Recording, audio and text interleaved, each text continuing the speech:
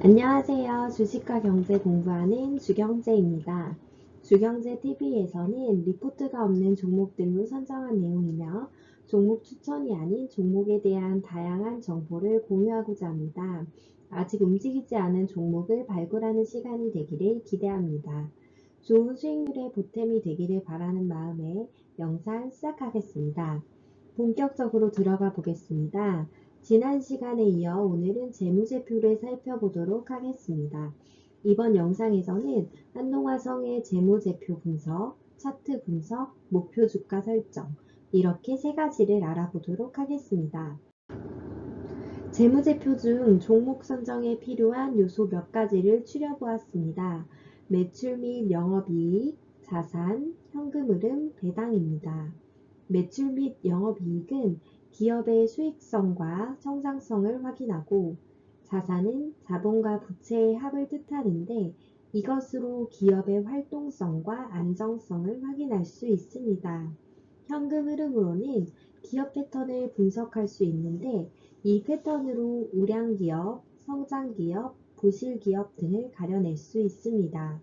배당은 어느 정도 주가 하락을 방어해 줄 수도 있기 때문에 투자의 안정성 측면으로 접근하시면 좋을 것 같습니다.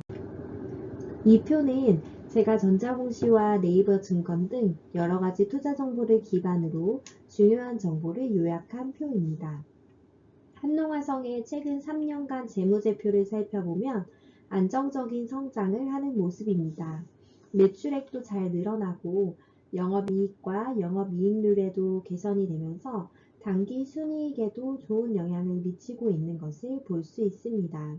그런데 2022년 들어서부터 성장성에 문제가 나타나기 시작하는 것 같습니다. 매출액이 점차 줄어들며 영업이익도 겨우 흑자를 지켜내는 수준입니다. 만약 4분기 매출액이 3분기보다 증가한 600억 이상으로 나온다면 연간 매출액은 2021년을 상회할 수 있습니다. 하지만 아쉬운 점은 원재료 비용 때문이라고 생각되는데 수익성이 낮아지는 모습입니다. 원재료 비용이 줄어들고 매출이 조금만 증가한다면 성장성은 다시 회복할 수 있다고 생각됩니다. 다음은 자산과 부채를 나타내는 표입니다. 이 부분은 그럭저럭인 모습인데 그중 아쉬운 부분은 매출 채권 회전일수와 재고자산 회전일수가 증가하는 모습이 아쉽습니다. 재고자산 회전일수가 늘어난다는 것은 장사가 잘 안된다고 볼 수도 있기 때문에 수요가 꺾였을 수도 있다는 생각을 안 할 수 없습니다. 또한 매입 채무 회전일수는 등락이 있지만 그래도 거의 유지하는 모습인데 매출 채권 회전일수가 증가하는 것이 현금 흐름에 부정적이라서 아쉽습니다.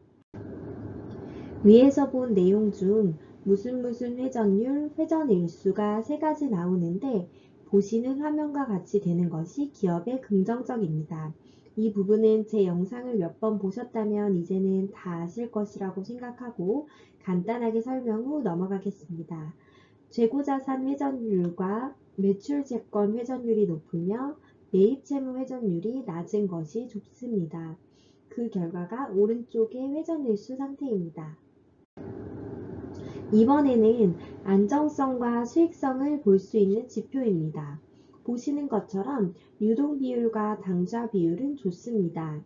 흔히 유동비율은 200% 이상, 당좌 비율은 100% 이상이면 좋다고 하는데 2022년 1분기 유동비율만 200%보다 낮고 나머지는 좋은 수치로 보입니다. 차입금 의존도와 부채 비율도 적정 수준이라고 생각됩니다. 자본 유보율도 점차 증가하는 모습이 좋습니다. 영업이익률은 2022년 3분기에 급격히 낮아진 부분이 있는데 그 외에는 모두 안정적인 모습입니다. 이번에는 현금 흐름 및 배당입니다. 현금 흐름은 총 3가지 패턴이 보이는데 기본적으로는 우량 기업의 패턴이라고 볼 수 있습니다. 단 2021년 영업활동 현금 흐름에서 마이너스가 나타난 부분은 아쉽습니다. 2022년 3분기까지는 영업활동 현금 흐름이 이미 151억이기 때문에 내년 3월 사업보고서에서는 아마 영업활동 현금 흐름이 다시 100억대 이상으로 나타날 것 같습니다. 배당은 2019년에 3.5%, 2021년에는 1.4%입니다. 2021년 말 주가보다 현재 더 낮은 주가를 보이고 있기 때문에 올해 말 배당은 1.5에서 2% 수준이 되지 않을까 예상됩니다. 이제 차트입니다. 2019년부터 현재까지의 일봉 차트입니다. 2020년 3월 코로나 저점 이후 2021년 2월 24일 25,300원으로 약 8배가 상승했던 종목입니다.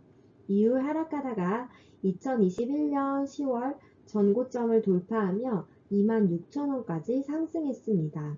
다시 등락을 반복하다가 2022년 1월, 6월, 9월 대폭락장에 함께 동반 하락하는 모습입니다.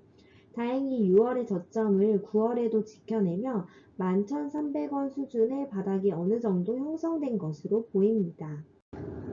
지금 시점의 매물벽을 짧게 본다면 이번 위치에서 대량 거래가 터진 시점입니다.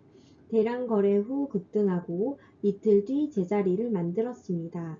제자리 이후 4거래일 만에 급락하면서 전저점을 향해 가는 모습입니다. 때문에 1번 위치에 물려있던 분들이 15,000원 수준까지 주가가 회복한다면 물량을 많이 던지게 될 것으로 생각됩니다.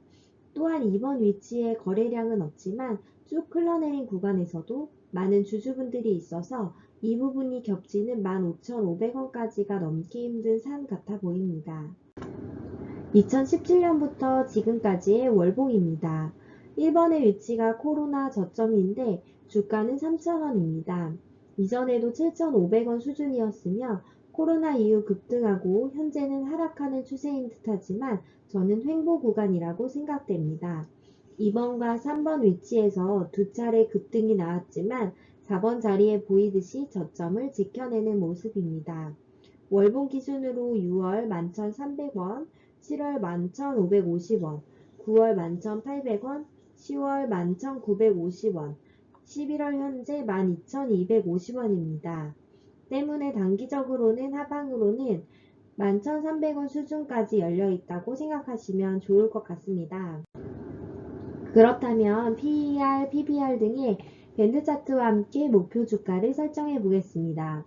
PER은 13배에 PBR은 1.2배이며 RSI도 다시 25 이하로 진입했습니다. 아래 밴드 차트로는 저평가 구간이라고 말하기는 어려우며 적정 주가를 받고 있다고 볼 수도 있습니다. 마지막으로 목표 주가를 살펴본다면 일단 손절가를 11,950원 수준으로 보는 것이 좋을 것 같습니다. 11,950원이 깨지면 전저점을 바로 깰 수 있기 때문에 11,950원을 지켜주는 것이 현재로서는 가장 중요한 부분이라고 생각됩니다. 현재 하락하는 차트가 일봉 기준 양선을 띄우며 상승 전환한다면 1차 목표가는 14,000원, 2차 목표가는 15,500원 수준이 적정하다고 생각됩니다. 끝까지 시청해주셔서 감사합니다. 앞으로도 증권사 리포트가 잘 나오지 않는 기업을 분석하고 함께 공부할 수 있도록 노력하겠습니다. 궁금한 기업의 정보 댓글 남겨주신다면 참고하여 기업 선정하겠습니다. 감사합니다.